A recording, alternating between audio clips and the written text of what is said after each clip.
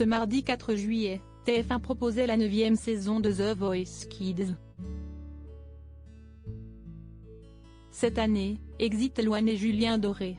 Kenji Girac et Patrick accueillent de nouveaux coachs, Slimane et Nolwenn Leroy. Cette équipe de choc a fait le show dans ce premier épisode, mais entre deux petites danses, on a pu voir le camarade de Vita essuyer quelques larmes. En effet, Slimane a été bouleversé par le petit Durel. Franchement, c'était incroyable et bouleversant. Il y a des gens qui viennent avec tout ce qu'ils sont, et c'est bouleversant de rien. Et toi, tu n'as besoin de rien, tu as juste besoin d'être, lui a lancé le coach. Il faut admettre que Durel a une voix incroyable et que l'ensemble des coachs a été envoûté par sa prestation. On sent que tu sais pourquoi tu chantes, pour qui tu chantes. Pour être très franc, tu me fais beaucoup penser à moi, a ajouté Slimane, avant de conclure, j'ai l'impression que tu chantes pour ta famille, pour les gens que tu aimes et que tu ne chantes pas pour qu'on te dise que t'es beau et que tu chantes bien. Tu chantes parce que tu as besoin. Et moi, ça me fait quelque chose.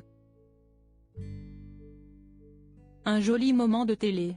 Supérieur à Slimane, Kenji, Louane. Ces anciens candidats de The Voice devenus parents. Pourquoi il a contacté Florent Pagny avant The Voice Kids? En arrivant sur le plateau de The Voice Kids, Slimane a eu une belle surprise. En effet, la production lui avait réservé la place de son ancien mentor, Florent Pagny. Quand je l'ai su, je lui ai envoyé un message pour lui dire que j'espérais que ça me porterait bonheur, a-t-il expliqué à nos confrères de Télé Magazine, avant de revenir sur son histoire personnelle. Déjà coach dans la version adulte et kids de l'émission en Belgique, Slimane était en manque de la France et de ses repères. J'avais besoin de rentrer à la maison et de vivre cette aventure avec les équipes qui m'ont vu naître. Je sais à quel point cette émission change des vies. Je suis un enfant de The Voice, et là, je deviens un papa de The Voice, si est pas mal.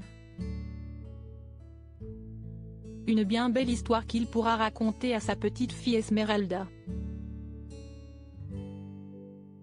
Crédit photo, capture écran, TF1.